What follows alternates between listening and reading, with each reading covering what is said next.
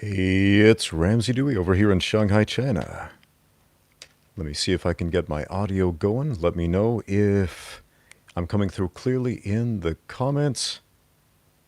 Let's see. I can't actually hear myself. Test, test. Is the microphone on? Nothing yet. Anyway, we're going to spend the first minute calibrating this, is that the right word? Calibrate the audio equipment. Got somebody saying hi, right back to you, my friend. Are we coming in clear? Are we coming in clear? Okay.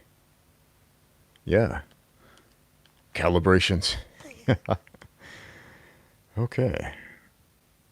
Coming in clear. Okay. Well, I don't know what's wrong with those microphones. Can't hear a thing. I guess I'll just take them off. But if I'm coming in loud and clear on your end, great. Yeah, good to see you too, my friend. So, if you have questions, leave them in the comments, and we will do a live Q&A. So, I've done some of these in the daytime.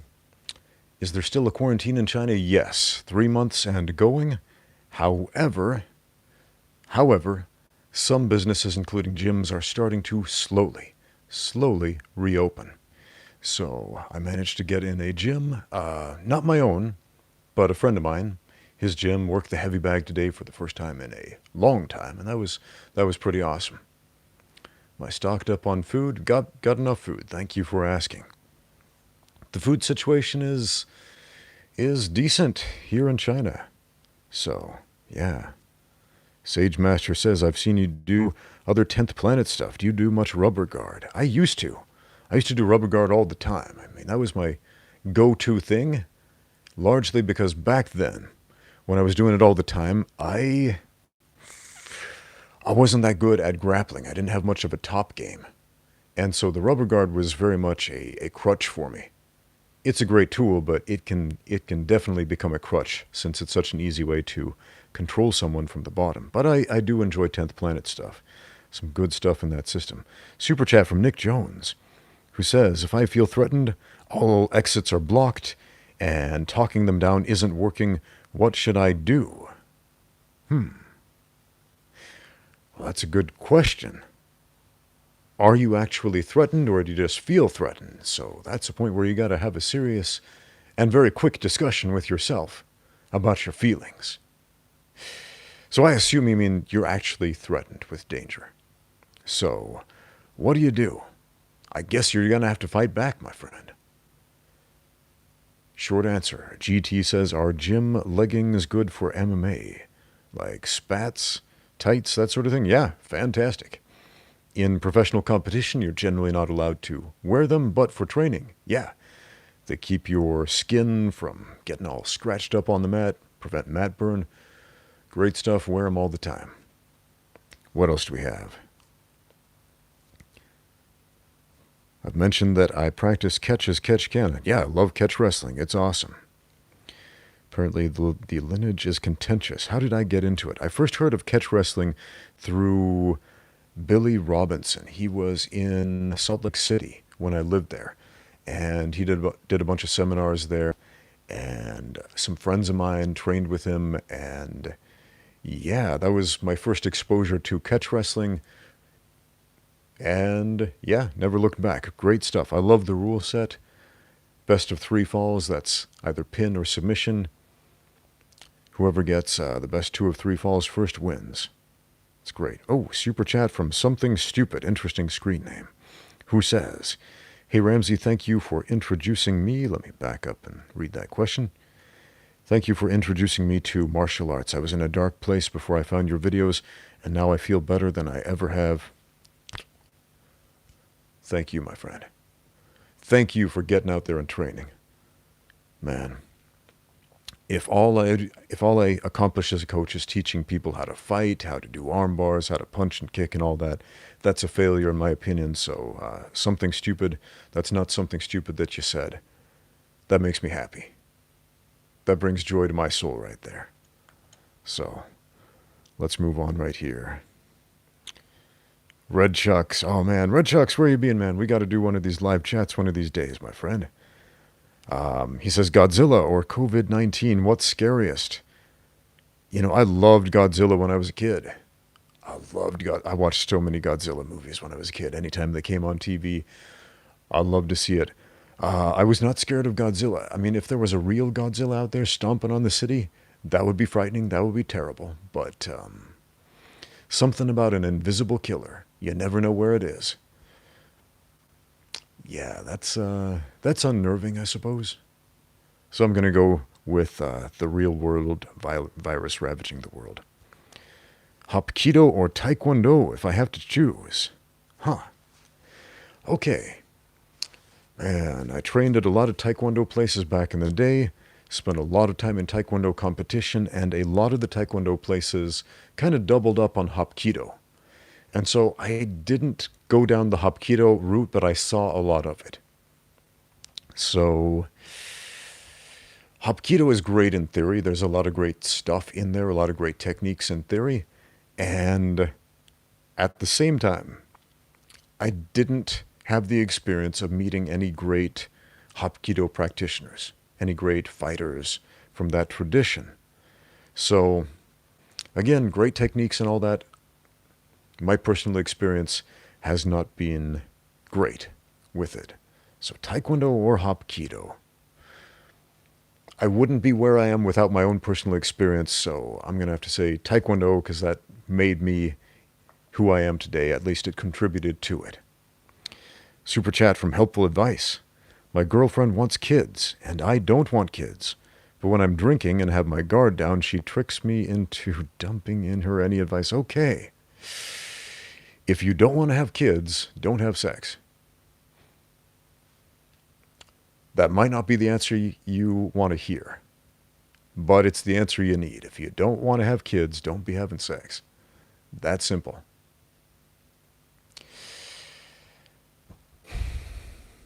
Yeah, man, if you're having sex, man, whether you are married or not, you are engaging in the actions of marital congress, if you will. There's a old-timey euphemism for you. So, yeah. There you go. That's my answer. I'm sticking to it. So if you are in a sexual relationship, make sure you are in a position in life where you are okay with the concept of having kids, and in a position where you are responsible enough to raise them, and raise them right. All right, we got a bunch of other questions here. Our friend Rafi started jiu-jitsu a couple of weeks ago. He doesn't feel like he's progressing very much. Let me back up a little bit, get a better look at this question. I get a lot of questions like this in person as well, because jiu-jitsu is hard. I started jiu-jitsu a couple of weeks ago, but I don't feel like I'm making any progress at all. I never feel like I'm in an advantage position when rolling. How do I get better? There are lots of ways to get better. Most of them end with get out there and train. And you probably want, some sage advice. Right now, especially if you're in quarantine, make yourself a grappling dummy. I put up an Instagram video of me working out with a sweatshirt grappling dummy that I made with a hooded sweatshirt. That's easy to do. Maybe I'll make a YouTube video about that. It's simple. Stuff a sweatshirt with blankets or pillows or clothes or something like that. Right? So you got arms and you got a neck. And then rep out all those jiu-jitsu moves you learn in class. Rep them out like 100 times a day, because the dummy never complains. His arms never break. Okay, you can get hundreds, thousands of reps. And then what's going to happen is the speed at which you are able to solve the problems in your jiu-jitsu class will increase. There's a lot of debate about how important speed is in fighting, but there's a limit to how fast we can move. The fastest humans move about 20 miles per hour. That's it. That's the cap, right? Anything above that, you're a cheetah, basically. But the speed at which we solve the problem is what we need to focus on. And if you've already solved the problem hundreds, thousands of times by yourself when nobody was making you do it, you're going to have a much easier time solving the problem in the gym. So, yeah, especially right now, If you can't make it to training, make yourself an impromptu grappling dummy like that. Work out with it. Yeah, that can change your game. So when you go back in 3 months or whatever it is, however long this quarantine is, and everybody's complaining about how fat they got, ha ha ha, look how fat I got not training. You'll be like, look how much more kinesthetic intelligence I gained repping out those moves. Now I can solve that problem before you do. And they'll be like, whoa, what happened? All right. What else do we have here?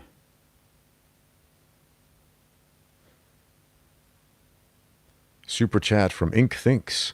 Daredevil versus Nightwing. Who wins? Ooh, good question. Good question. Two comic book characters with comparable abilities, similar fighting styles. Who wins? Oh man, I guess it's who's writing the comic. I want Daredevil to win in that situation because I'm more of a Daredevil fan. Nightwing's a cool character. I never really got into him. Some people just love the character. Nightwing was never really my jam, but Daredevil, I want him to win, but at the same time, wanting somebody to win doesn't mean that they will or have any right to. You got to train for that. But again, they're fictional characters. I want Daredevil to win in that situation, though. We got a super chat from Elijah, who says, have you heard about people getting paralyzed from headlocks and takedowns at the same time? Can and should something be done about this? Yes. Yes, that has happened. That has happened a number of times. You can search a video on YouTube. This guy who, he went for a double leg takedown. He had his head on the wrong side. So if my opponent's over here, my head's over here, I'm on a double leg takedown. I want to push him with my head over this way. So I land on him, but what ended up happening was he went this way and dumped his opponent on top of his own head, broke his neck, ended up paralyzed below the neck, and man, that is tragic. There was another case, a guy was riding his opponent, trying to get back mount, right? He's trying to get his hooks in.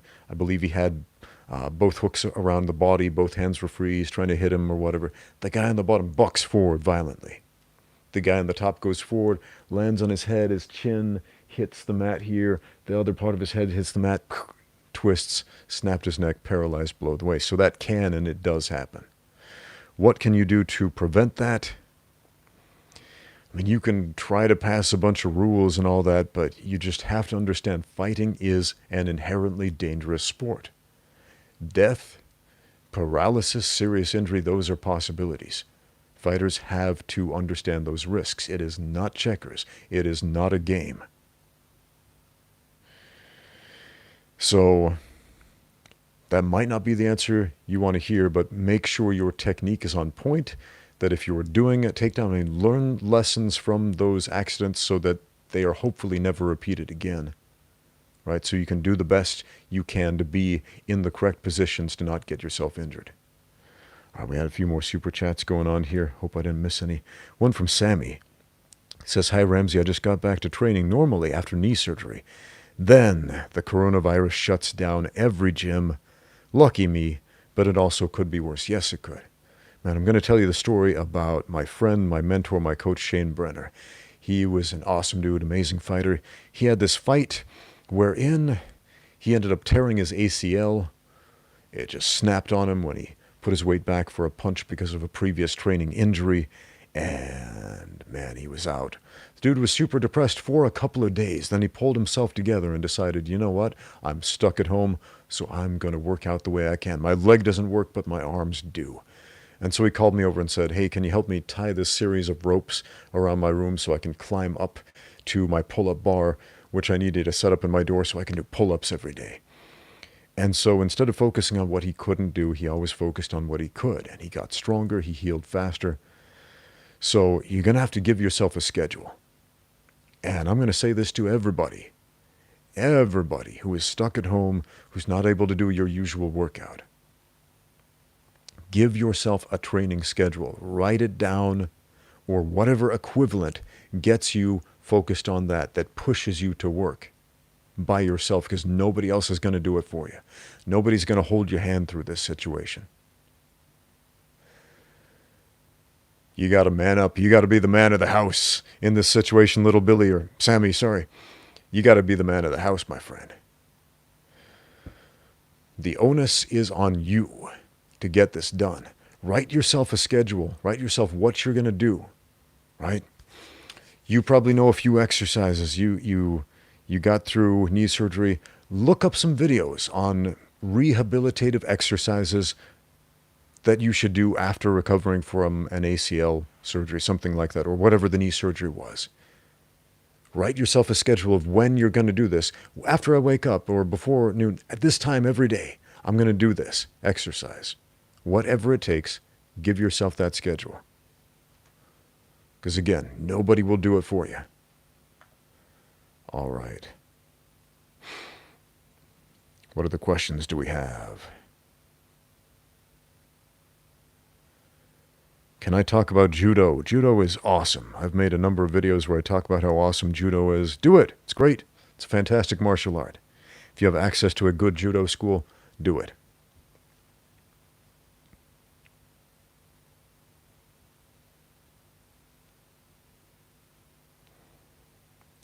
What do I think of Jocko Willnick's advice about taking jiu-jitsu and Muay Thai to learn how to fight? That's pretty good general advice right there.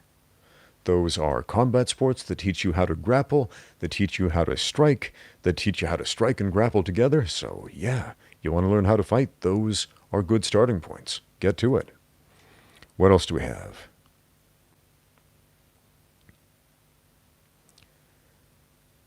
What still needs to be researched in MMA? Man, there's very little research that's gone into MMA right now. MMA is just barely starting to climb out of the cesspool of bro science.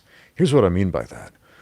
Almost every professional sport in the world has specialists, scientists, statisticians working with the teams in order to improve their performance, in order to ensure that they have the best possibility of winning. I mean, you look at baseball, you look at football, you look at any of these professional sports.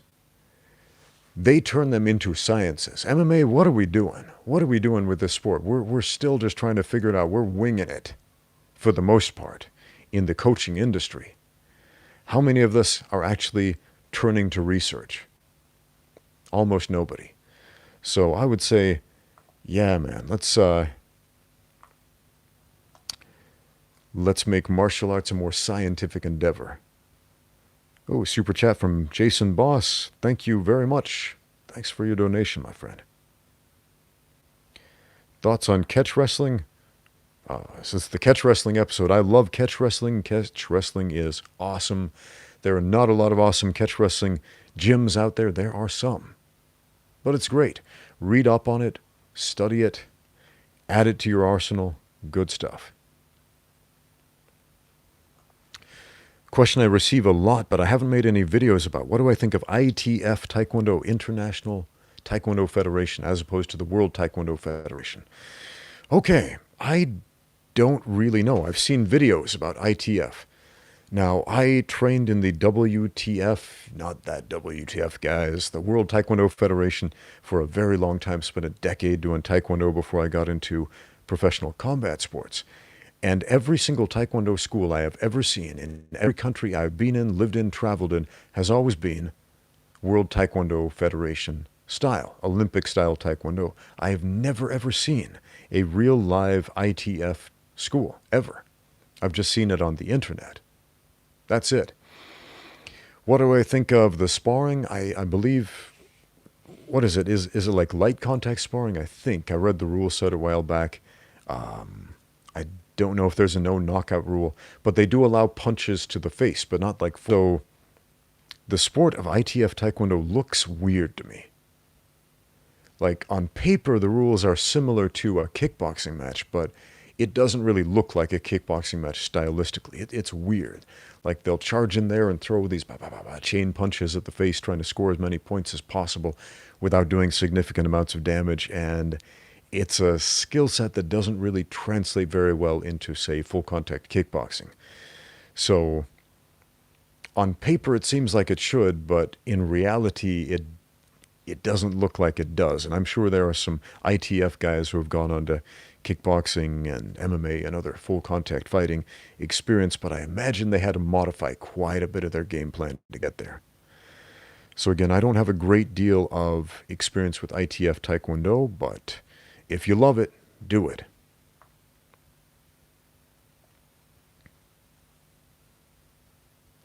What are my thoughts about making jiu-jitsu a school sport? Okay, like wrestling or football or anything like that. If you come from a country where they don't have school sports, it's kind of a cool thing. In the United States, there are school sports that students can participate in, including wrestling, baseball, football, track and field. Some schools have swimming teams if they have a pool. Mine didn't, because I grew up in a small town in the desert. We didn't have swimming pools. Anyway, but jiu-jitsu as a school sport, that would be cool. I'm all for that. Why not? Let's do it. As soon as we can get the public to sign off on that, maybe it'll happen. Keep getting this question from our friend Art, who wants to know about abstinence. Does abstinence from sexual intercourse affect testosterone in a positive way during training? And should I or should I not wear a male stainless steel chastity cage during my training years? Thanks. Okay. Art, I got a book recommendation for you, The Testosterone Advantage. If you want to know all about the actual scientific research about testosterone, sex, how that affects your sex hormones, etc., read it. The Testosterone Advantage. As far as a chastity cage during your training years, get a cup. That's going to be a lot more useful in saving you from low blows, my friend. Anyway, hope that answered your question. Did I ever train any Salat-based fighters? No. No, I have not. I've never met any Salat fighters in real life. It's one of those martial arts I started reading about when I was a teenager. I went to the library, got all these books about martial arts because we didn't have any martial arts schools in my hometown. So I thought, I'll go to the library because we didn't have the internet. That didn't exist. And I checked out every book on martial arts I could find, including one about Salat. I read about it. It sounded interesting. And it wasn't until the internet came out that I actually saw Salat in video format. So, yeah, no personal experience with it.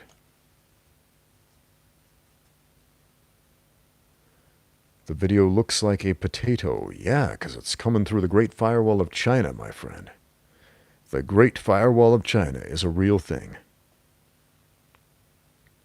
What should I do at home without a training partner during the quarantine? Exercise. Do some push-ups. Do some squats. Do some jump squats. Do some burpees. Run in place. Do some get-ups. Do some gymnastics if you have the room for it. I don't have a lot of space in my my apartment to do all these wild, crazy gymnastics routines I love to do in the gym, but do what you can. Do what you can with the equipment that you have.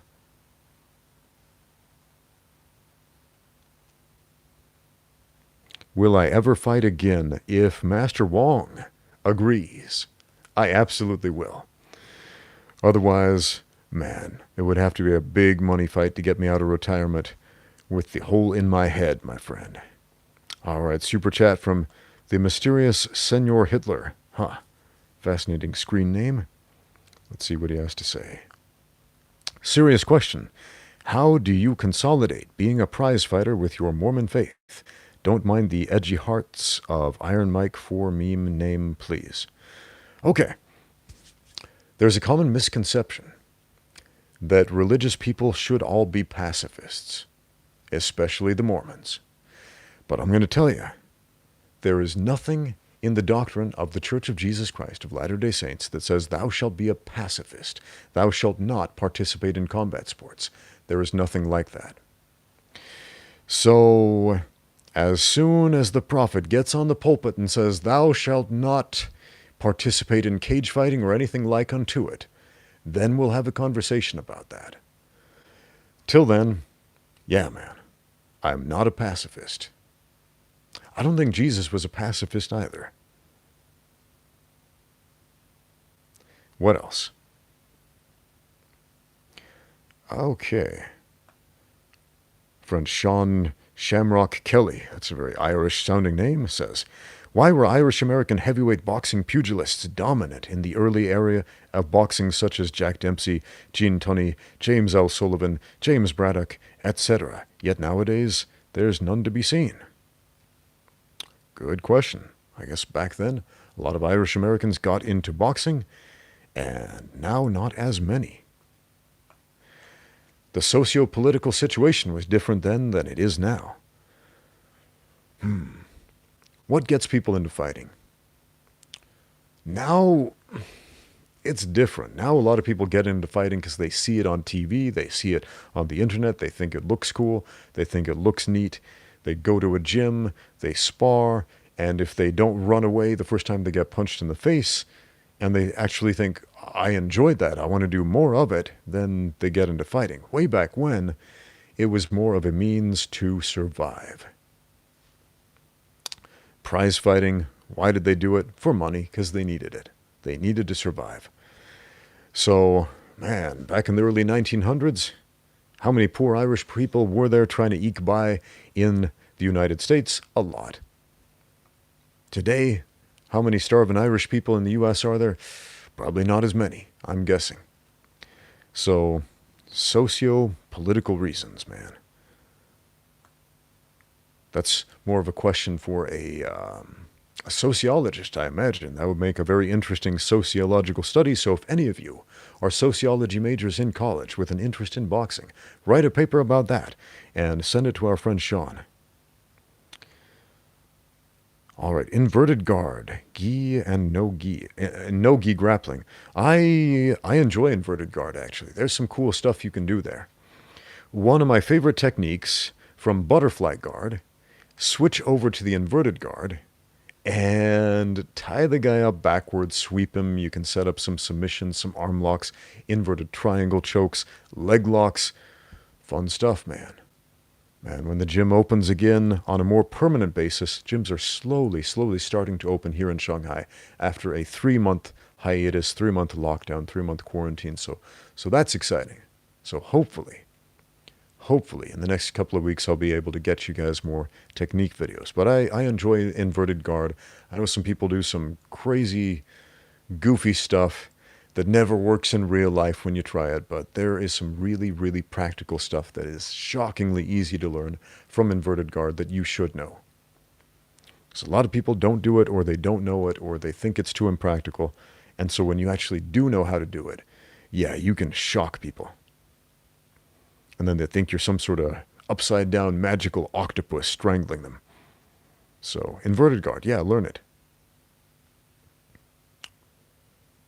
When I throw my punches, my elbow cracks. Sometimes it hurts. What can I do about that? Okay, that's a good question. Make sure when you punch that you are not hyperextending your arm. Right now I'm hyperextending my arm. Keep a little bend in the elbow. So when you snap the punch out there, make sure it's a little bit bent. This is exaggerated so you can see the bend. That's a hyperextension. If you hyperextend the arm, that's fully straightening it. Then you're going to have a problem. Then you're essentially arm barring yourself when you punch. Okay, so keep a little bend in there. Tony or Khabib. I just did a podcast with my friend Mark where we discussed that for some time. The honest answer, I don't know. My gut says Khabib. My mind says, but what if Tony does XYZ? So, man, I don't know. I'm excited for that fight. I just watched that UFC. The UFC did a promotional video where they showed all the times that fight almost happened and then fell through. And that hopefully will not happen again, because everybody wants to see it, man. You want to see it, I want to see it, Tony wants to see it, Khabib wants to see it. Everyone wants to see that fight happen. So again, my gut says Khabib, my mind says, but what if Tony does some crazy witchcraft? Because he's a guy who can, man. He's a guy who can.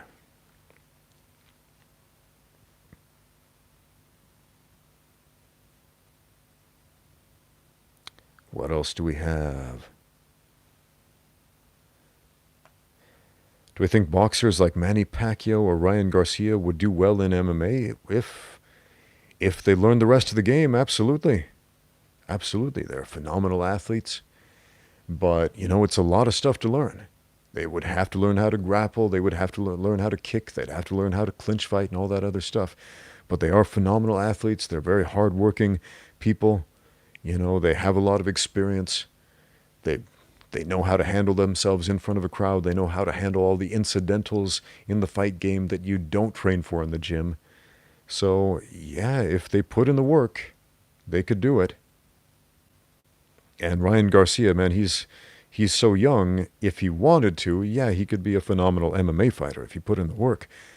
The problem is he's making so much money in boxing. He's doing really well in the sport of boxing right now, so I don't see him trying to make a crossover. All right, we got a super chat from KDD. How to avoid lower back pain from inverted guard. Ooh. If you're experiencing lower back pain from inverted guard, one of a couple of things is probably happening. There may be a problem with your technique. You might be doing it wrong. Or you may be having some other pre-existing condition. If you're experiencing lower back pain in general, if you are training jiu-jitsu in general, you're probably having some back issues, right? So what you need to do is always be stretching, always be strengthening, always be rehabilitating. Rehab should not be a once-in-a-while thing when you're injured, especially when you're training in combat sports. It needs to be a lifestyle. Lower back pain is often related to weakness in the glutes, weakness in your butt muscles. So make sure to strengthen those. Work up to doing proper squats, proper deadlifts with some heavy weights. If you're not there right now, again, start out small, but work up to the point where you can pull heavy weights off the ground without stressing about it, okay? Where you can do heavy squats. And you're going to see some massive differences in back pain. Hopefully. All right, we got a super chat from Ripper Catch Wrestler. Is BJJ a cult? Sometimes. Yeah, I actually recorded a video today. I haven't published it yet about BJJ cults, martial arts cults, because I got so many questions about McDojos from well-intentioned people saying, hey, coach, is my gym a McDojo? And then they'll give me some information. My gym does this. My coach does this. It's like this. Is it a McDojo? And I think you're asking the wrong question. The question you need to be asking is my gym a cult? Yeah, man, is my gym a cult? And you can have a phenomenal instructor who is a great fighter and a good coach, and everything he teaches you is true as far as martial arts is concerned, and he can still be a charismatic cult leader. He can still be a sociopath. That happens. That happens all the time. It happens in jiu-jitsu, it happens in taekwondo, it happens in karate, it happens in every martial art. Martial arts can easily become cults. When you're a coach, when you're an instructor, when you're an authority figure, and you have all of these people who trust you, who trust your word, who follow you, some of them are willing to follow you to the ends of the earth. You're in a position where you can very easily abuse that power, where you can abuse that authority. That is a shame. It does happen, unfortunately. A lot of jiu-jitsu gyms get hung up on ideas like loyalty. I was having a discussion with a friend earlier today about some jiu-jitsu gyms that some friends are involved with and people who train at multiple gyms, and how if the gyms find out about each other, that person's never going to get promoted. And that's true. There's a lot of politics in Brazilian Jiu-Jitsu. I'm a pretty outspoken opponent of belt systems being a good thing. I don't think they are. I'm sure some of you have had very positive experiences with belt systems, and that's cool. That's fine. But it's a fealty system. It's a pyramid scheme is what it is. It's basically, or I should say it can devolve into a pyramid scheme. Instead of an honest reward for your efforts, it can turn into a lick your sensei's boots enough to appease his ego so that he gives you the little trinket. Unfortunately, it can turn into that very easily.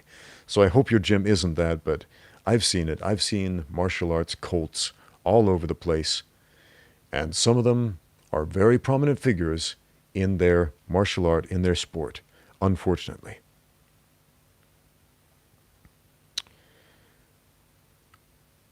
Hey, Ramsey, I would like to grapple with you.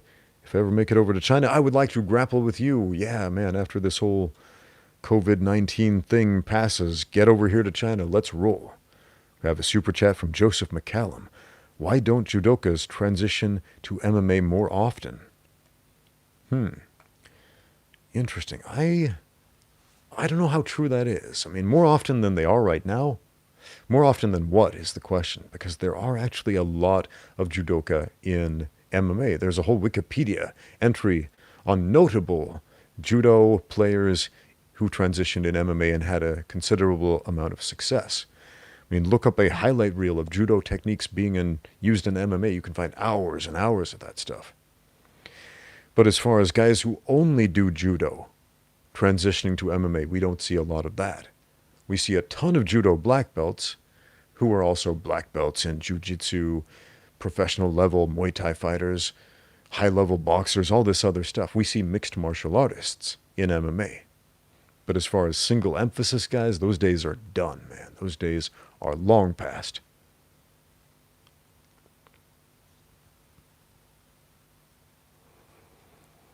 What do I think about fighters like Francis Ngannou who rely too much on God-given athletic ability rather than pure technique and trainable skills? Man, if you have it, use it. But man, if you got a beastly athletic dude who can just punch people's heads off and give him better technique, he could punch people's heads off so much better. So I've got mixed feelings about that. I've trained some phenomenal athletes over the years who just had tremendous strength, and sometimes that can play against you in training, because when you're a phenomenal athlete and everything comes easy for you and you don't have to work for it, and you can beat people just by flicking them with your finger, you don't have to buckle down so hard on the technique. And so, unfortunately, a lot of those guys never reach their full potential. The guys who do, on the other hand, there are some beastly big dudes who have reached their potential technically. Those dudes are scary.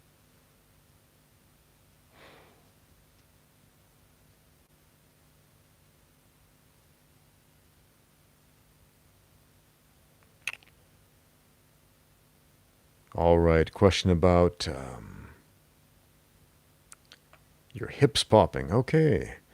My first name isn't Ice and second Cream. Says, hello, Ramsey. Just got into MMA. I'm not super flexible. I just want to ask, every time I do a front kick, it's popping in my hips.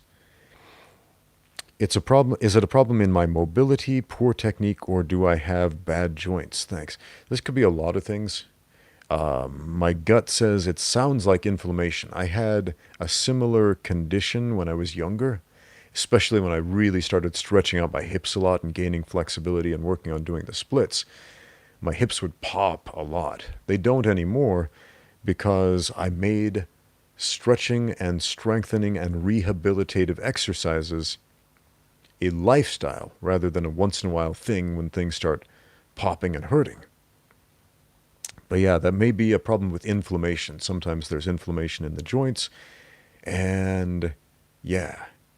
So anti-inflammatories, not just like over-the-counter things like, Advil, ibuprofen, but anti-inflammatory foods. Focus on that, because what you eat can cause inflammation or deflammation. There was a super chat I think I missed. Where did that go? Hold on, backing up.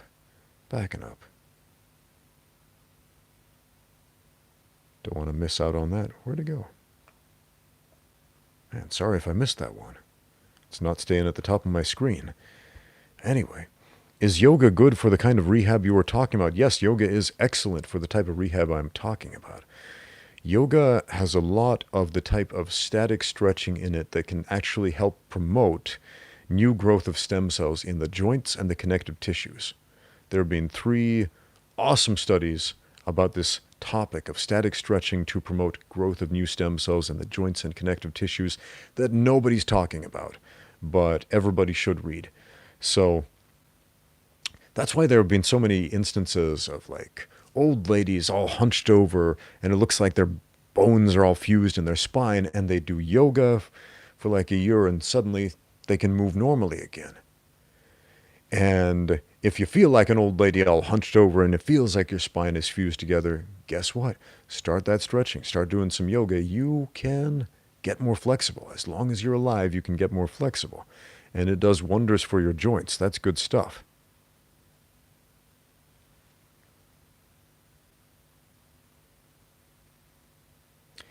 Do I listen to music while working out? Only if somebody else puts it on. I generally work out in complete silence.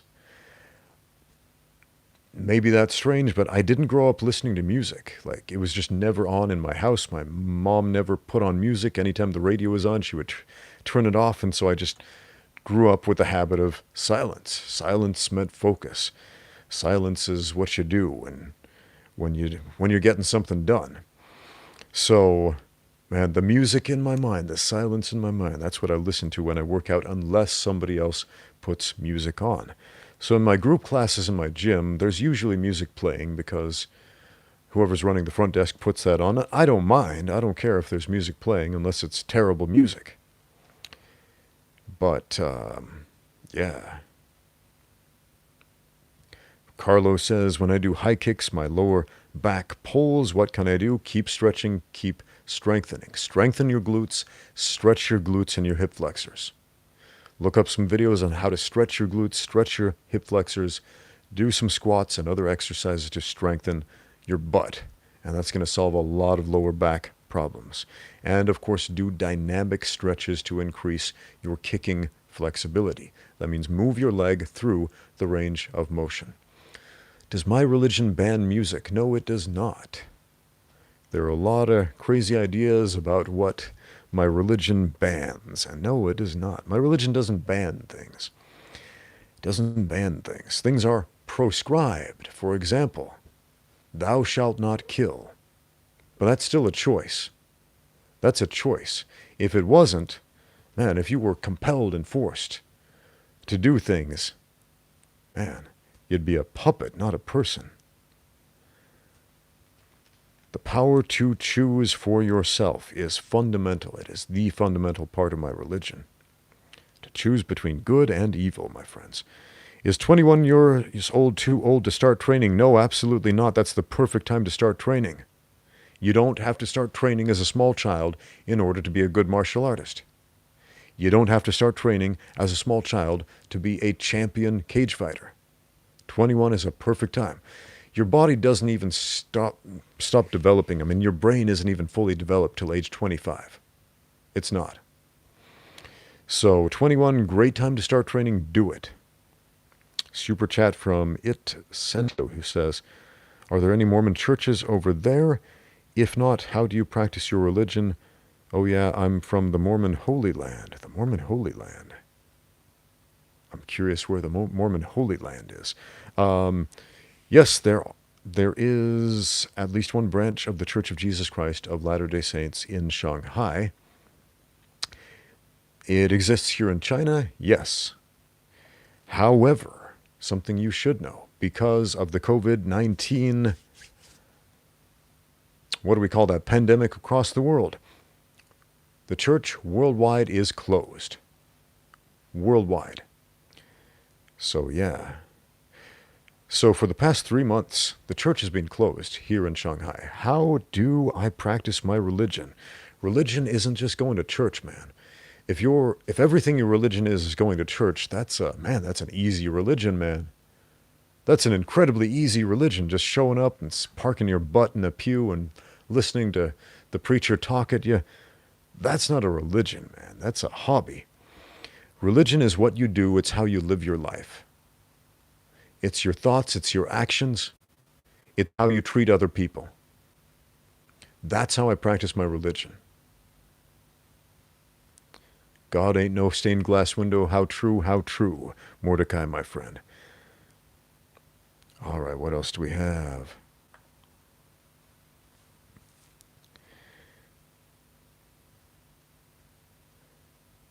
Have I ever heard of a frog punch? No, I have not. I've heard some funny names for different types of punches. I would be curious to know, what is a frog punch? Please let me know in the comments if you know.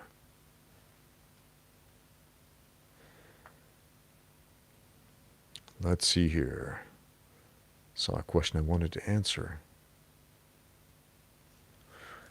Matt C. says, how does grappling change with the introduction of a cage? A lot, man, a lot. If you watch UFC fights right now, most takedowns happen up against the cage. When you grapple up against the cage, it's a whole different dynamic. It's a whole different dimension.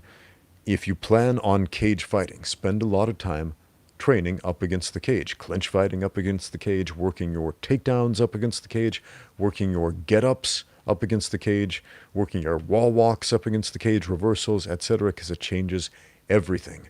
If your gym does not have a cage, put some mats on the walls or something comparable so you can practice that stuff. It is super important.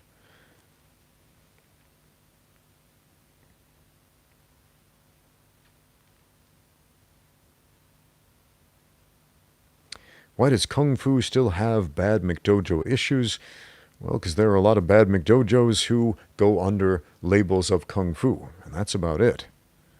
And as long as you're going to have a lot of people open up McDojos with a certain name on it, that name's going to get a bad rap. But man, there are over 400 different styles of Kung Fu.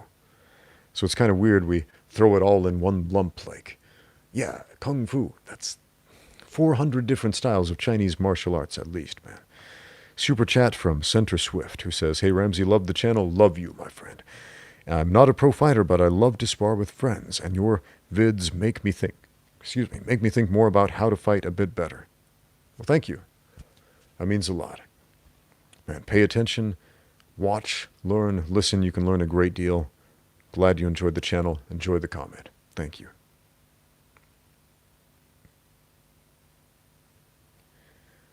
Zodiac says, love the channel. Just drop by to say hi. Hi to you, my friend. Thanks for stopping by. MMA in a boxing ring. It's different, Matt. It's different. Matt wants to know like some differences between MMA in a cage versus a boxing ring. And I've done MMA fights in cages. I've done MMA fights in boxing rings. When I first got here to China, yeah, man, most of the MMA fights happened in boxing rings. Kunlun Fight still does a lot of fights in boxing rings. Sometimes they'll do cage fights, but they'll still do a lot of their MMA in boxing rings. It's different because you can kind of game the system a little bit. If you're on the ground, if you're in a bad position, if you start wiggling under the ropes, sometimes you can get a reset in the middle and get a slightly different position to your advantage. Because when they reset a position, it's never exactly the same. There's never exactly the same type of tension. It's annoying, though. Like MMA in a ring, it's annoying trying to deal with those ropes, man. Somebody mentioned I missed a super chat. I know, I saw one go by and I don't know how to find it here. So I apologize for that, my friends. What is my favorite chi power? Ooh. My favorite chi power. That would have to be what I learned from our friend Tai Chi Tube, making invisible chi balls like this. I don't know what to do with it, but man, it's fun to make invisible chi balls. Hadouken!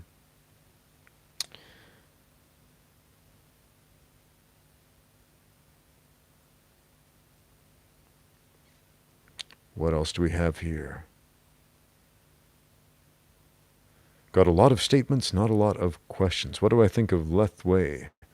Leth Wei, I've answered this question a few times. Not a huge fan. I mean, if it's on, I'll watch it. I love watching fights of all types. It's not my favorite combat sport. I find it kind of boring, to be honest. A lot of people get all riled up about the headbutts and whatnot. What I don't like about it is the double knockout rule. That is stupid. It is irresponsible. Especially in this day and age, to have a concussed fighter revive him and then put him back in the ring to fight again. Yeah, you get knocked out and you still have to fight in Lethwei. It's a 2 knockout rule. Kind of like what they did in Street Fighter 2 back in the day, the video game. You'd knock your opponent out twice to win. Super chat from Mordecai, who says, "Hey Ramsey, no questions but a request." We got a couple of super chats. Since all gyms are closed, let's see here, back up here. Since all gyms are closed, I'm going to need some more equipment at home. Could you make more product reviews or some basic suggestions? Sure, man, sure. I would recommend get a kettlebell, get a decent set of dumbbells. That's not too expensive. Get some rubber bands, get a pull-up bar. And more than any of that, even if you don't have the money to do any of that, get a plan, get a piece of paper and a pen, and write down your game plan, how to tackle that home workout. But yeah, you don't need a lot of equipment, but get some... The stream was gone. Are we back? Not yet. Are we back? Okay, I think we're back. So we had a super chat from Il Santino. I think he's in Utah. Mentioned his niece is on an LDS mission right now. Those are the guys with the name tags that say elder or sister on them if they're a man or a woman, and they share the message of the church with you. And yeah, you might notice a lot of those guys are not out on the streets anymore because of the virus situation. Some of you might be excited about that, and some of you might be like, oh, but I wanted to talk to them. Hopefully the latter, man. Have a chat with the missionaries. Why not? Would you say wrestling is always more effective than judo with no gi? Thanks for your great answers. I appreciate you, man. Depends on the athlete, man. There are some phenomenal killer judoka out there. There are some phenomenal killer wrestlers out there. If you were to ask me, are there more good judo players or more good wrestlers? Probably more good wrestlers in the United States anyway, simply because there are more wrestlers, period. But you go some other country, that might not be the case.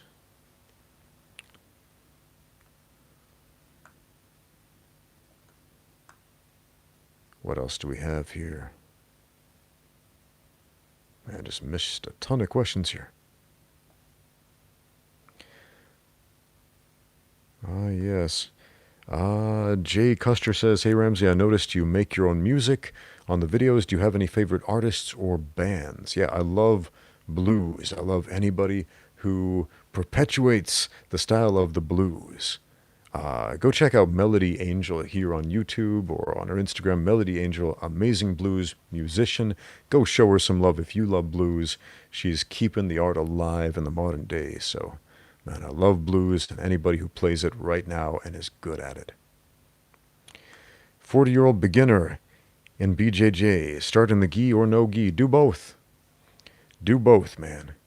Watch my video, watch the podcast I did with my friend Matt Grant, who started jiu-jitsu in his 50s, and now he is a world champion in his division. Recently got his purple belt. He's competing as a purple belt now. He's done some awesome things. Super, super interesting guy. Check out the podcast with Matt Grant about starting jiu-jitsu later in life. My favorite tennis player? I don't follow the sport of tennis. Sorry, I'm not familiar with the players.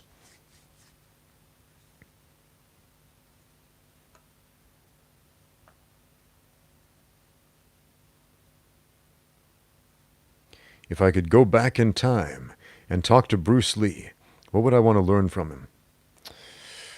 I would talk to Bruce Lee about fight choreography.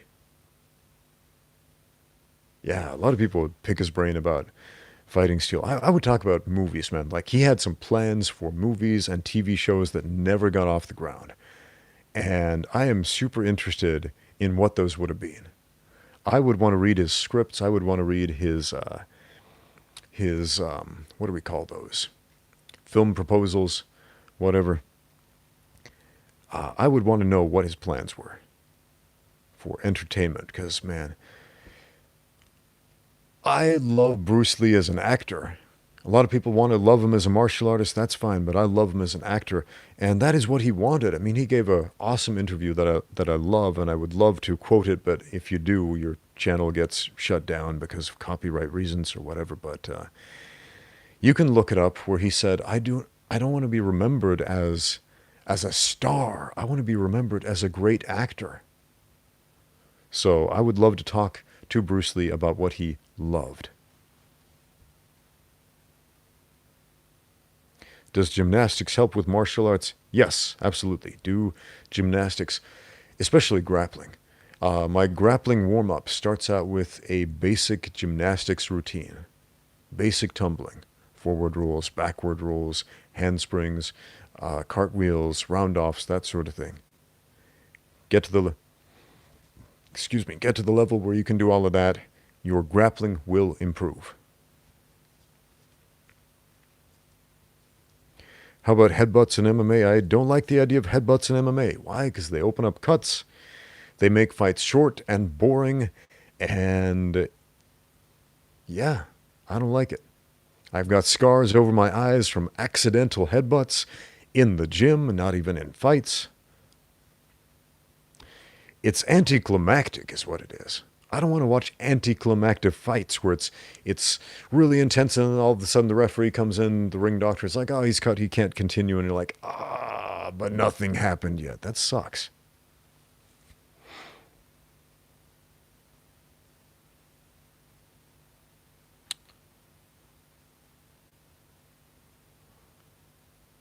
What else do we have? Oh, this is an interesting one. Any advice for sore knuckles? Sore knuckles from gi grappling. I had to quit judo because my hands were hurting so bad. I'm an avid lifter, so I was guessing my grip strength was too high for my joints. That's possible. Some people are able to generate more power, not just in punches. That's a big problem with punching. Beginners can usually punch with a lot more power than their hands can sustain, but gripping, yeah. This happens sometimes with powerlifters. People tear their biceps up doing heavy deadlifts and things like that. They're just doing more than their body is able to bear. So what do you do about sore knuckles, sore hands from gripping the gi? Because you do so much of that in judo and jiu-jitsu. And if you look at like old guys who've been doing jiu-jitsu for a really long time, look at their hands.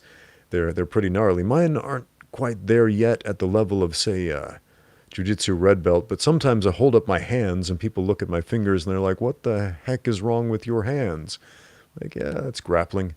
You might notice I'm married, but there's no wedding ring right there because it doesn't fit over this knuckle anymore, because jiu-jitsu made it grow. And now that ring doesn't fit over there. So this part's all skinny, this part's all fat, and yeah, man. Jiu-jitsu does a number on your hands. The gi does a number on your hands. It really does. Gi grappling is not good for your hands.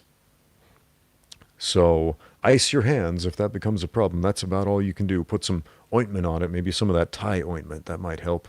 Soak them in Epsom salt, things like that.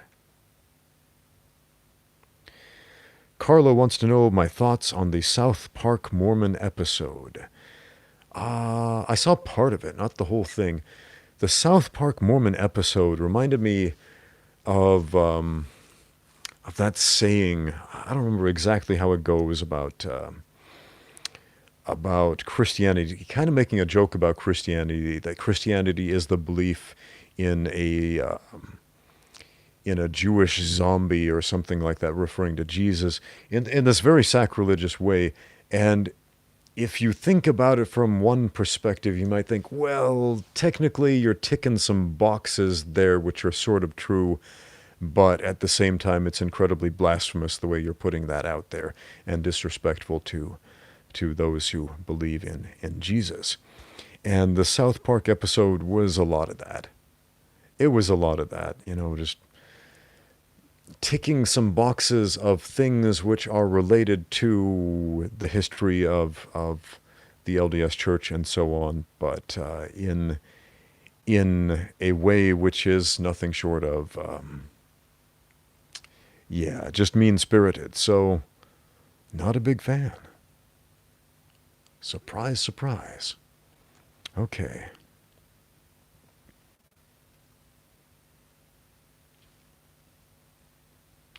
What else do we have?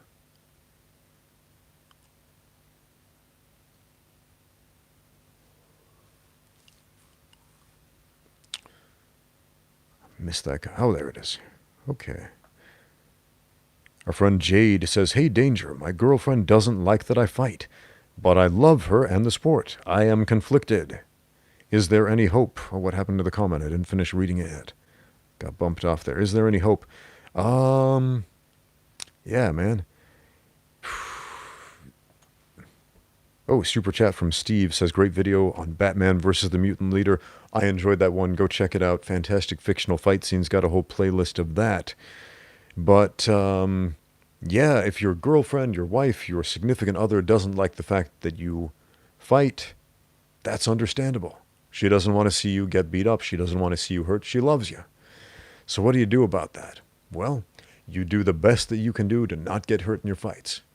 And if she starts screaming, "Don't do it, you're gonna die," well, do the best you can to channel that out and, yeah, get out there and train, man. What other video games do I play besides Elder Scrolls? I really like the Fallout games. Yeah, I'm a big fan of those Bethesda games from, when was it, like 11, 12, 15 years ago. My favorite, Morrowind. Yes, I'm a nerd. Let's talk about video games for a little bit. I love role-playing games. They're fun. It's like unplug from the world for a little bit and then go live in your fantasy land until your 7-year-old daughter steals the controller away from you. And, yeah, my first Fallout game was Fallout New Vegas. And then I played Fallout 3. I never played Fallout 2 or 1. Yeah, I know, blasphemy from those guys who loved the original Fallout games, and they're like, but the ones that came after the Bethesda ones were no good. You don't understand. I get it. When you really love the original IP, and then they turn it into something different, I get it. That's how I feel about Skyrim. Skyrim was like the bastardization of Morrowind, basically. Oh, we've got some super chats here. E, spelled Y-I, says, "MMA classes and lifting was really helpful, or was really helping me battle depression. Now that that was taken away for obvious reasons, is there any advice you could give?" Was really helping battling depression. Well, do what you can to keep working out. Lifting, working out, MMA classes, it's great for a lot of reasons, and understandably can help battle depression for a couple of reasons. One, exercise increases endorphins, which help you feel better. It helps naturally combat depression. And also, there is the sense of community and camaraderie that you get from a class that you won't get by yourself. So, man, find some way to participate in a community, even an online one, in this time. Because, man, with the virus going around, a disease that can kill you by breathing on people, man, that sucks. That sucks. There's no upside to that whatsoever. But keep your endorphins up through exercise.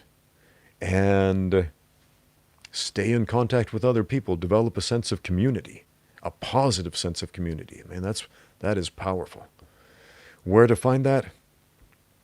You know, a lot of gyms, not all, but a lot, are offering online coaching. And online coaching has all kinds of issues where it comes to effectively learning how to fight.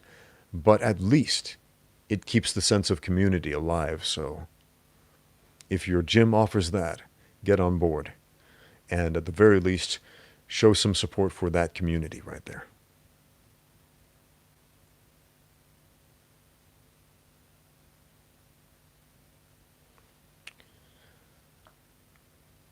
Bunch of questions about Morrowind. Man, I love that game. I love Morrowind.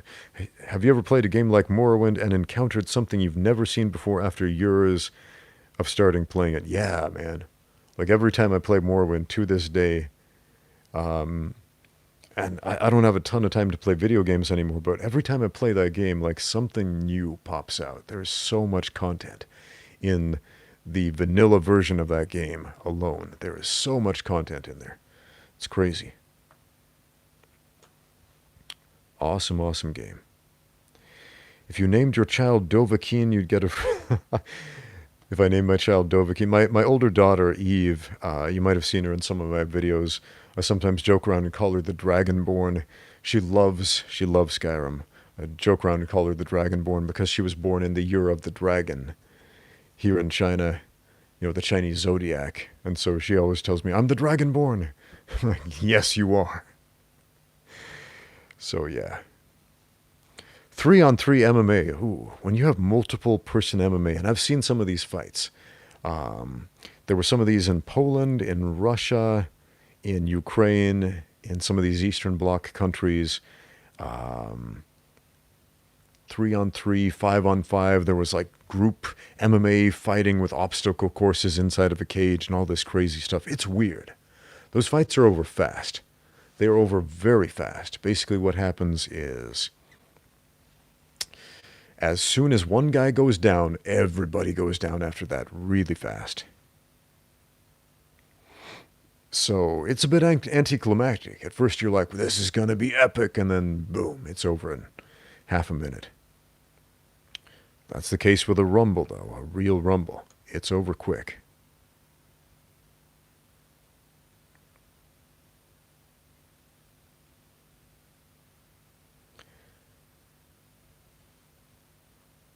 What else?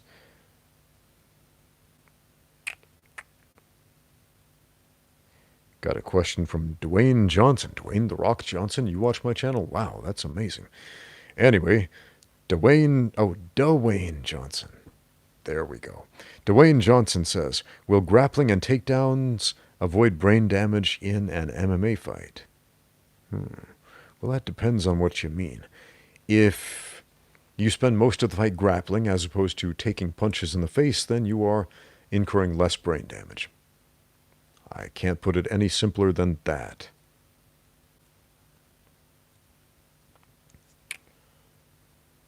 How do you control anger when fighting? Don't get angry. Anger should not be your impetus to get in a fight. Now, I imagine you're probably asking that because, you're talking about street fights or something like that, or schoolyard bullies trying to egg you on to make you angry so you'll fight them. And if that's the case, just don't.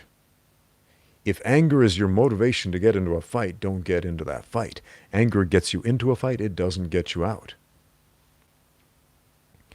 How famous is Zhang Weili in China? I made a whole video about that. Go check it out.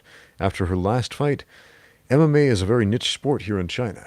It's not super popular. The average person doesn't know what MMA is, but after that last fight, man, people started paying attention. So if you ask the average person, they still probably don't know what MMA is, but a lot more people do because of Zhang Weili. So it'll be really interesting to see how that affects business at the gyms when the gyms finally open up again. So right now, I have no idea. I'm super curious to see if people are interested in signing up for MMA classes after that last fight. Her previous championship fight, it didn't really change anything, but yeah, we'll see what happens.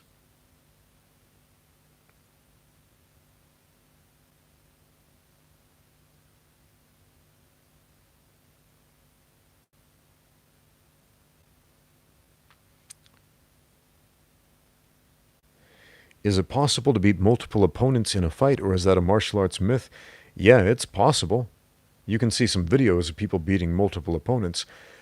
Most of these guys that I've seen do that in real life. It was generally two guys against one guy, and it was a skilled boxer fighting the two guys. And the skilled boxer generally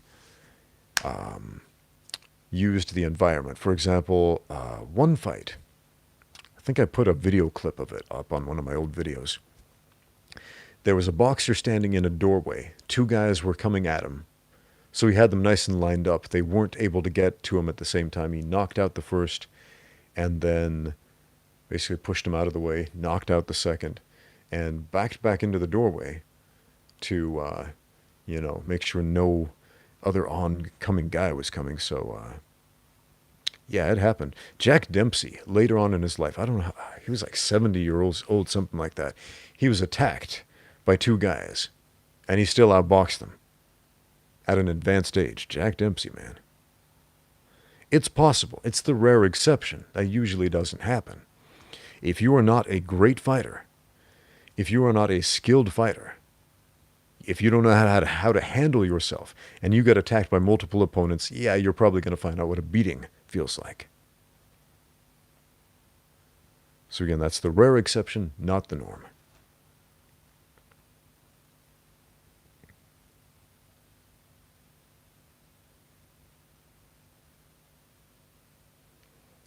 Man, got a million questions whizzing past.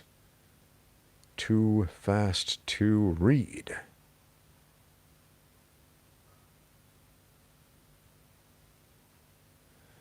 Suggestions on practicing a skill that you don't like doing. Huh. He says, I'm trying to get good at something, but the process of it is unenjoyable at best. Why are you doing it? That's an interesting question I would like to know. There are a lot of things that are super useful that are not enjoyable. I mean, I don't enjoy math, but I can appreciate its usefulness. If you know how to do mathematics, yeah, all kinds of doors open up for you in life. I don't enjoy it. So I guess I can understand that. So how do you develop a skill set that you want, but you don't enjoy doing it?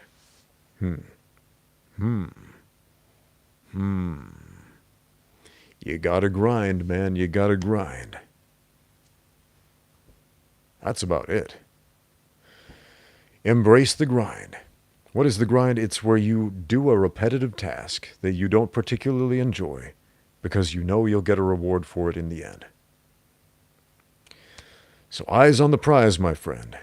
Like Muhammad Ali said about boxing, he said, I hated every minute of training, but I told myself, suffer now and live the rest of your life as a champion. If that mantra helps you, repeat it. You can borrow it.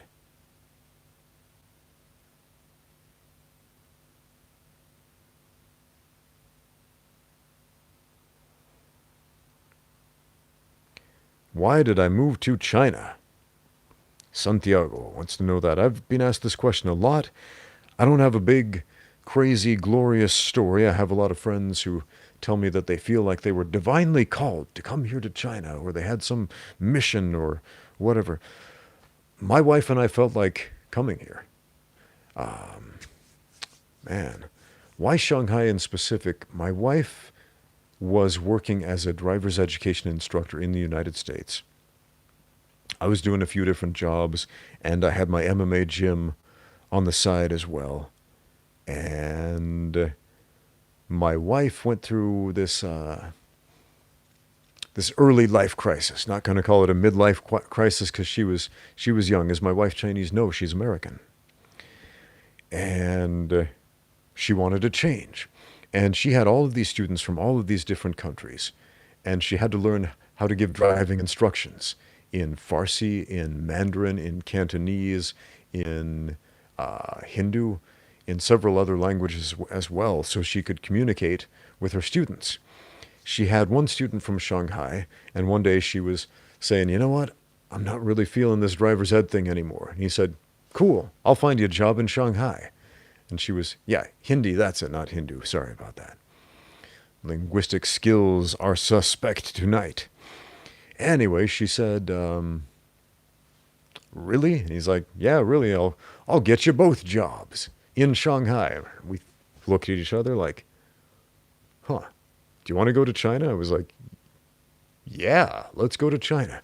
So we went over to China, and we ended up getting jobs teaching at Shanghai Normal University. So I had this job teaching. I was hired at first to teach Spanish because I have a Spanish degree.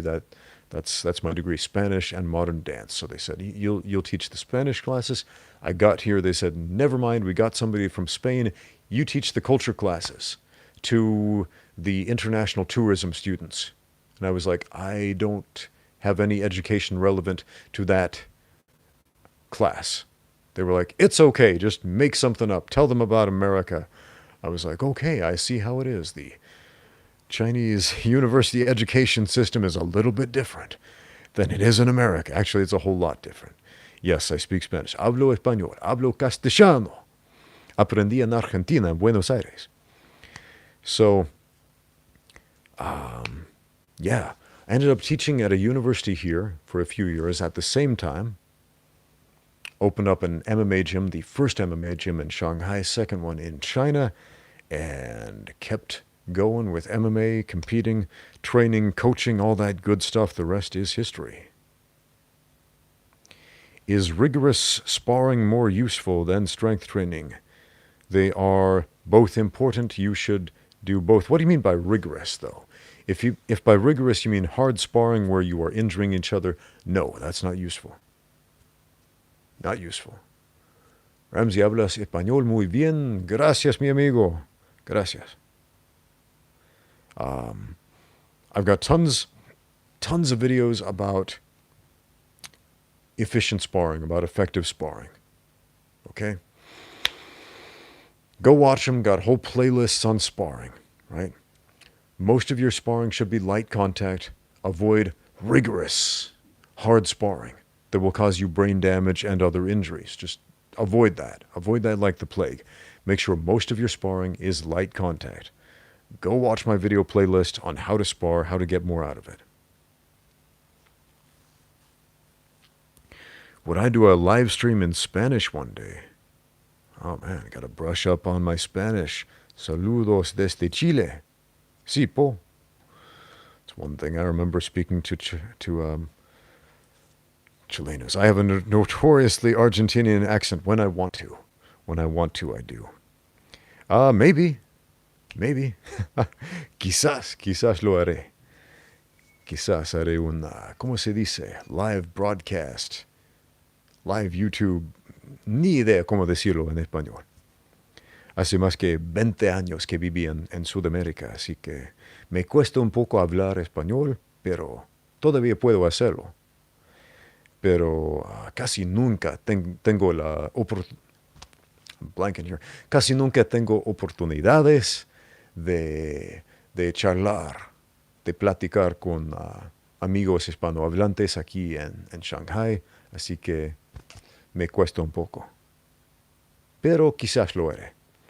For those of you who don't understand what I was saying, maybe I'll do a Spanish language broadcast one of these days. It's been over 20 years since I spoke Spanish consistently. There are very few Spanish speakers here in China. I don't have many opportunities to speak Spanish with other people, so it's difficult. I remember I was actually having a Spanish conversation with a Colombian friend of mine. The yoga instructor at my gym is from Colombia. And we were chatting, and I was trying to say the word sticky. We were talking about like hand sanitizer that's sticky, and I couldn't remember how to say that. Pegajoso is how you say it. But it was just lost. I was like, why don't I know how to say sticky anymore? What happened to it? Anyway, so I run through problems like that speaking Spanish. All right. Am I afraid of serious injuries that you may suffer from your fights? I have had serious injuries in my fights. Had, past tense. I'm retired from professional fighting because of serious injuries. Was I afraid of them? No, I accepted the possibility, and I accept the actuality of those serious injuries. So, man, if you're afraid of that, don't get into a cage fight. Because like I said before, it's not checkers. It's not a game. You could die. You could be seriously injured. You could be paralyzed. You could be blinded. You could have your skull caved in. The other guy could not necessarily, how can I put this, follow the rules and seriously injure you in a way that you were not expecting. You have to accept that if you're going into professional fighting. It's not a game.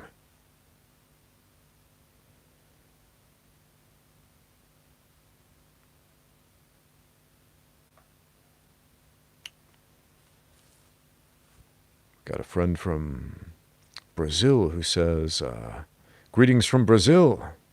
I'm a Taekwondo and Muay Thai practitioner. And what do you say about Taekwondo techniques and fighters in MMA like Yair Rodriguez and many other kickers in MMA? And Taekwondo is an awesome supplement for MMA training. I know Taekwondo gets a bad rap because there are so many McDojos out there in Taekwondo, so many Taekwondo-themed daycare centers, basically. But Taekwondo kicks are good. They are legitimate kicks, and everybody should learn them, in my opinion. In this day and age, every serious mixed martial artist should become an expert, a black belt level kicker. There's really no excuse not to. You don't have to put on the dobok and do all the forms and all that, but you should become a black belt level kicker, in my opinion. It's not that hard to do. If you can master jiu-jitsu, you can definitely master Taekwondo.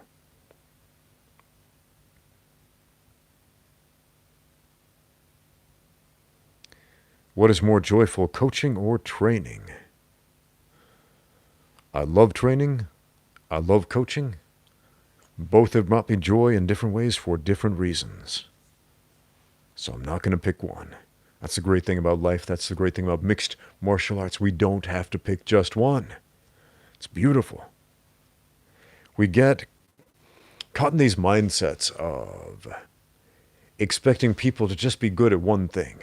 And we're shocked, like, whoa, that guy can do two things. Like, that guy can sing, and he can draw, and he can dance, and he can do all this other stuff. It's blowing my mind. Well, guess what?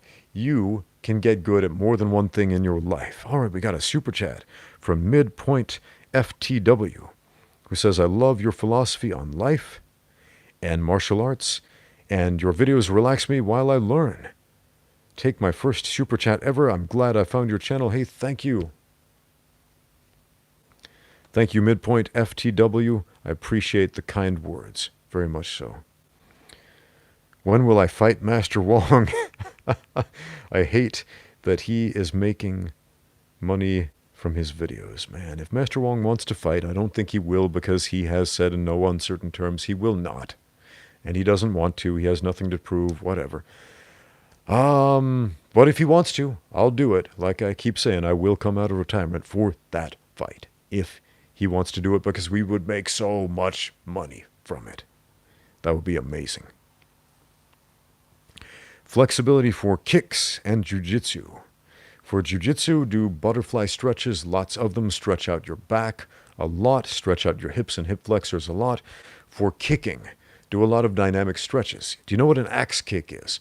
Where you kick your leg way up high, like you're doing the splits from standing, and then drop it down really fast.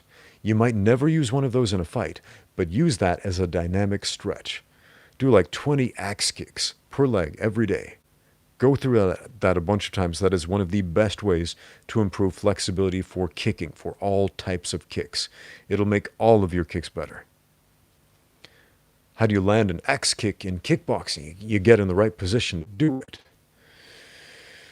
That's one of those show not tell things. My talking head can't show you the footwork. So again, when the gym opens up again, man, send me your technique questions. You can leave them in the comments or email me at ramseydewy@gmail.com with your technique questions. When the gym opens up again, I will go through those and make some videos for you guys about how to set up axe kicks. Man, I should get my friend Jawad on there again. He is a genius at setting up axe kicks. The dude is absolutely amazing at setting up axe kicks.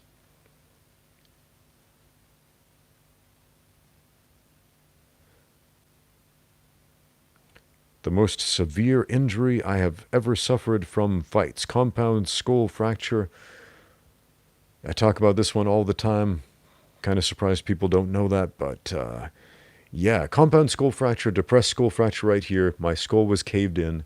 My opponent loaded his wraps, blind, partially blind in one eye, and yeah, so I got a literal hole in my head. I don't know if you can see it right there, about that big.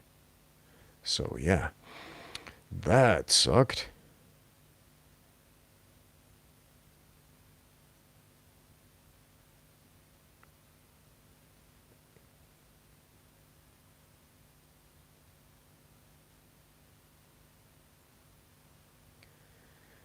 When is the expression no pain, no gain useful? When is it just stupid? There are different types of pain. There is pain that is simply uncomfortable. Okay? There is pain where, it's uncomfortable. It's not hurting us. It's not injuring us. It's just uncomfortable. Right? You're doing some exercises, you start getting fatigued, and it's like, I would rather not. But if I keep doing this, it will make me stronger. Right?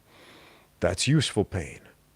And then there's my muscle is ripping off of the tendons are coming off the bone. Yeah, that's the type of pain where if you experience that, that's your body communicating important information to you. Stop. Stop if that's the case. So recognize the different types of pain. The pain of injury, the pain of inconvenience. You can work through and should work through the pain of inconvenience. The pain of injury, stop. Treat that injury.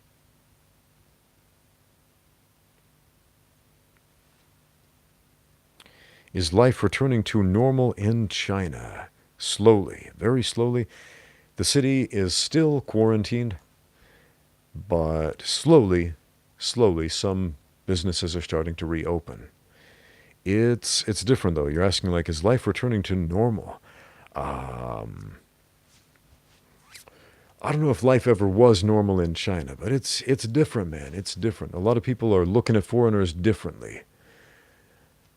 I mean, they always looked at me like I was an alien, but usually with curiosity, like, oh, look, there's a foreigner. How interesting. Now they're looking at foreigners like, man, am I going to get the plague from this guy? Yeah, that is the general mindset going on right now, that the idea that foreigners left China and brought the plague back with them.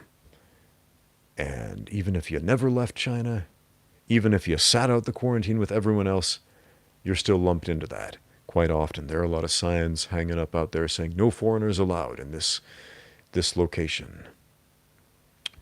No sick people, no foreigners, basically.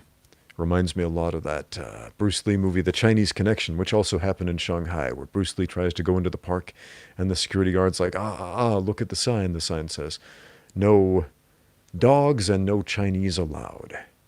And he does that jump kick, breaks the sign. And when this showed at a theater in Hong Kong for the first time, everybody stood up, gave it a standing ovation, and now they're putting up signs, no foreigners allowed. So the tables have turned, man. The tables have turned. It's a different world. Is it back to normal? No, not yet. Will it ever be back to normal? The world's going to be different after this. The world is not going to be the way it was before. It's going to be different in a lot of very palpable ways. I don't know how exactly, but it will be different. How much did I get paid for my fights? Man, my early fights, not very much. My first fights in the U.S., where I was fighting in dive bars and clubs doing kickboxing matches, I made $50 for my first fight, $50 for my first professional fight. For my second pro fight, I made $100. The highest paid kickboxing match I ever got paid for in the United States, not in China, but in the U.S., was $300 with the win bonus. And that wasn't unusual. If you read Chuck Liddell's biography, when he won the World Kickboxing Championship, he made $500. So I made just a little bit less than Chuck Liddell for his World Championship title fight in kickboxing. For my highest paid kickboxing match, when I started doing MMA, I made a little bit more, but not much. We're talking about a few $100s.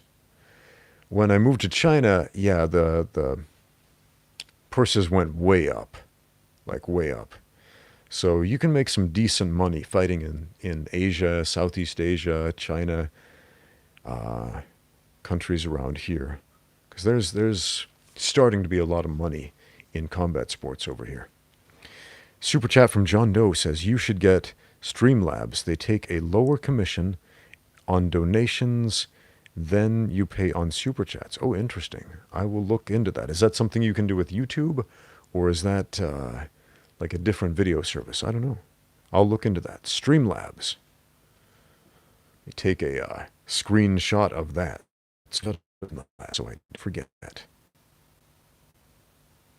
Thank you, John Doe. All right.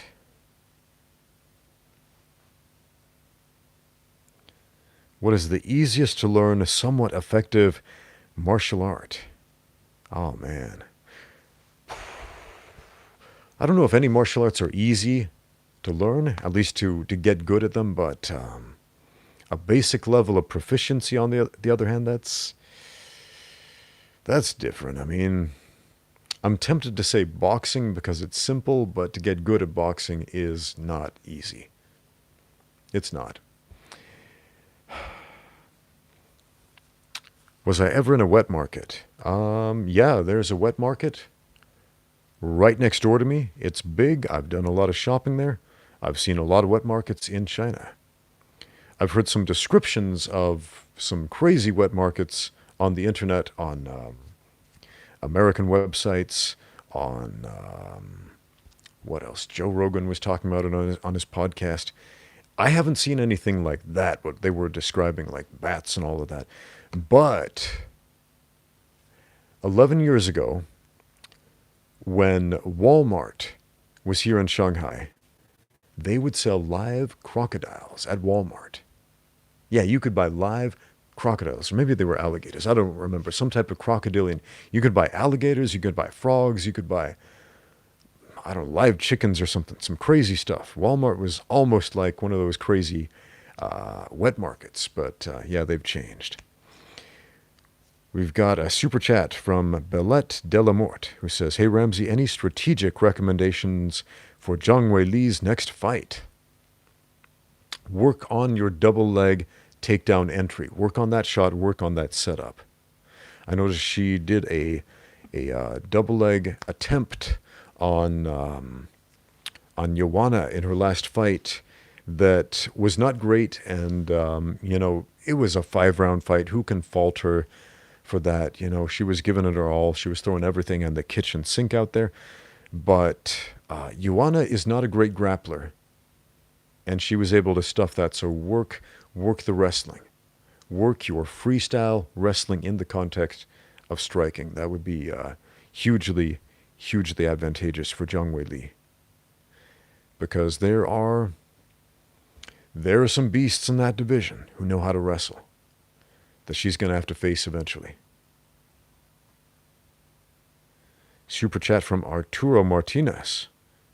Thank you. He says, "I have a question. Of your opinion on martial artists, coaches getting high on their time off. Would this make people not train or learn from you? What's your opinion on that? And maybe advice on how to make people not look at you wrong." Huh. Well, I don't do drugs myself. I get high on life. Strongly recommend it. If you are a coach who likes to get high on your time off and you're worried about people judging you, well,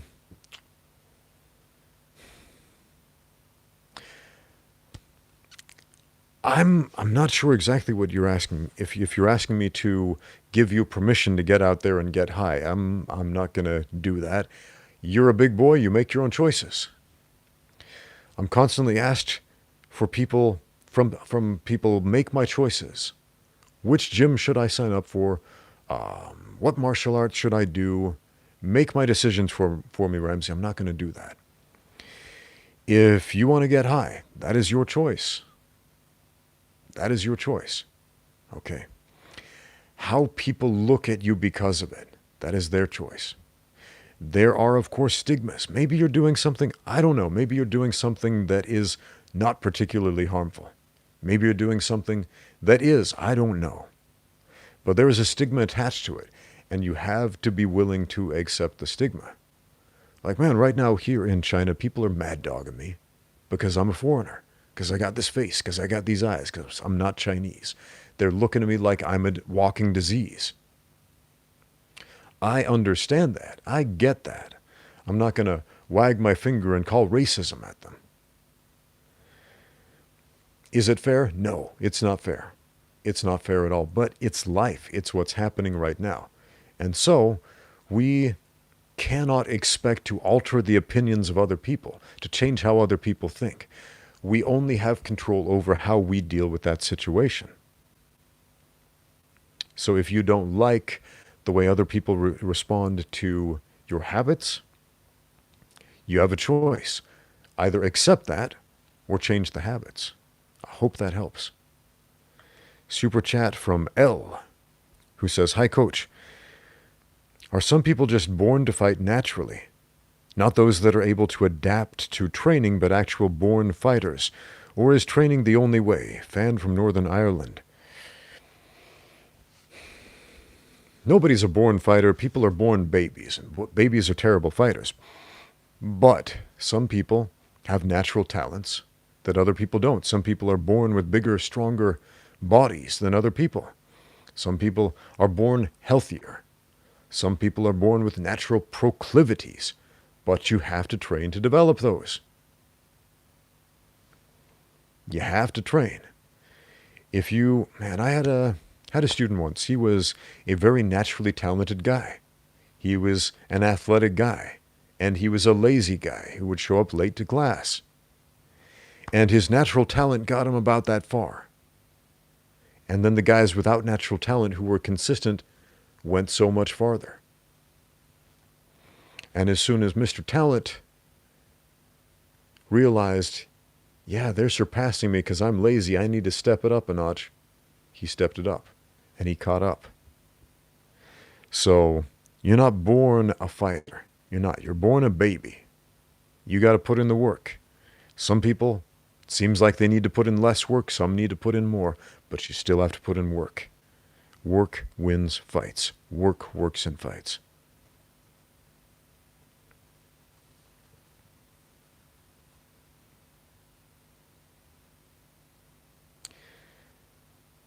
What do I think of KSI versus Logan 2? I didn't watch the fight. I saw some highlights, some people talking about it.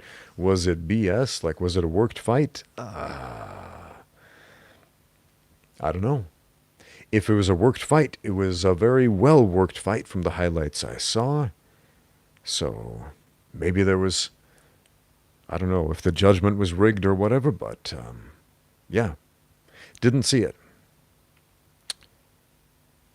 Super chat from Manatalk. You want to see Rose Namajunas come back? Sure, yeah. Big fan of Rose. Thug Rose, great fighter. Love to see her fight. Would love to see her come back. That'd be a fascinating fight. See her challenge Zhang Wei Li for the belt. That would be cool. I would watch that fight.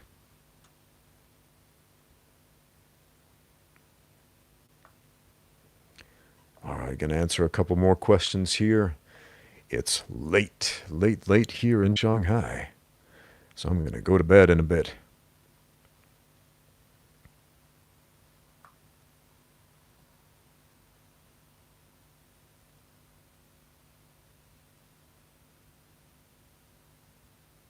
Do I think I could teach a gorilla BJJ? I don't think so. I would have to run that question by Jane Goodall or some of the folks at the Jane Goodall Institute who have spent their lives studying gorillas. Jane Goodall was able to have some interactions with gorillas and teach them some things, like sign language, for example, but jiu-jitsu, that's a whole nother level of teaching. I think we would have to teach Jane Goodall jiu-jitsu and then have her attempt to teach that to the gorillas, in which case, watch out because they will kill us all. Tips on having a conversation. Have as many conversations as you can. Put yourself in as many situations as you can where you are forced to have conversations, especially conversations that make you uncomfortable.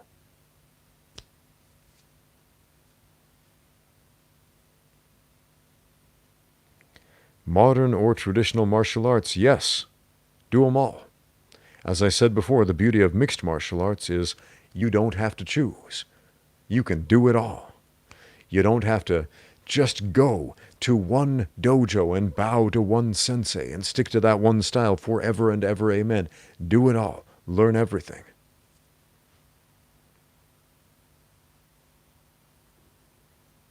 Do I speak Mandarin since I live in Shanghai? Some. My Mandarin is not great. I speak enough to get around, working on it. It's been a difficult language for me to learn, because in order to read Chinese, you have to be able to speak Chinese. As opposed to, say, being able to read Spanish, all you need to know is the Roman alphabet, and then you can learn from there. That's why Spanish was so much easier in so many ways. Chinese, difficult language to read, takes a lot of work. Man, it takes a lot of work.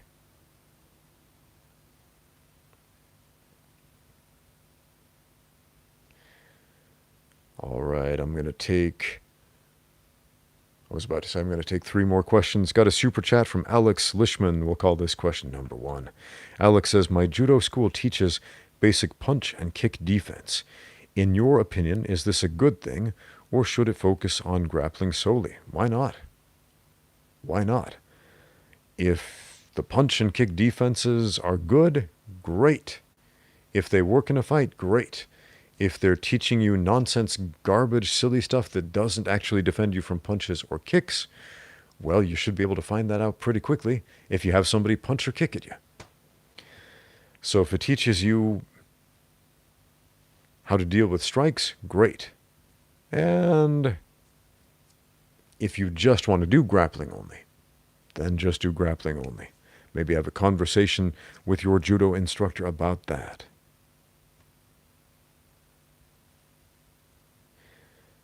Can I say get out there and train in Mandarin?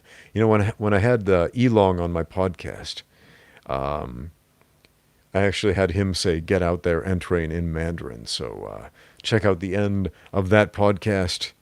And yeah, man, that's how you say get out there and train in Mandarin.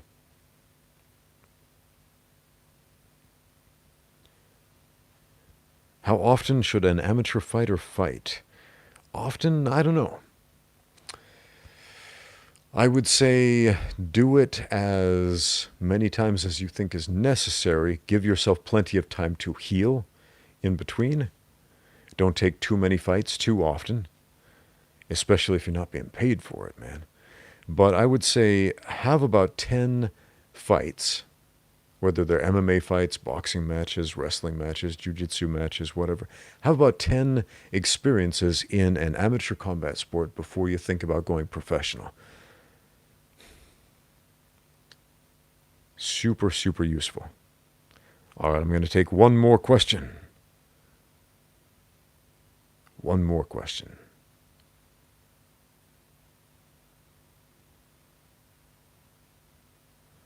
So many great contenders for the last question. Oh man, how do I choose? How do I choose?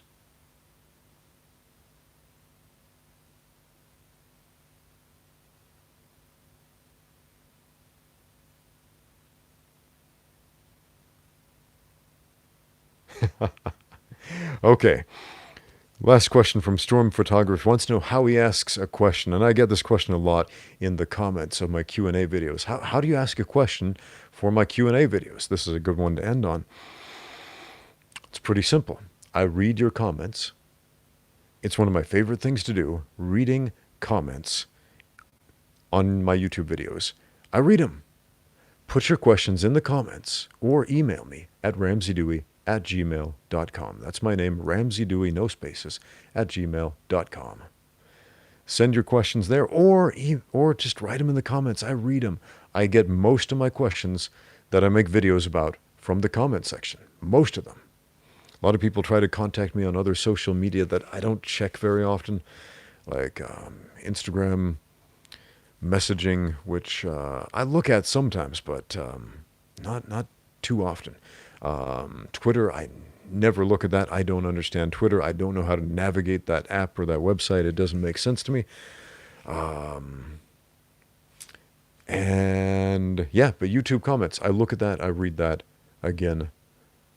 So if you want to ask me a question for the next Q&A with the coach, leave your questions in the comments down below. Thank you for watching. Can this comment surprisingly become the actual final question? Yes, it can. Thank you for your question. Thanks for watching. Now get out there and train.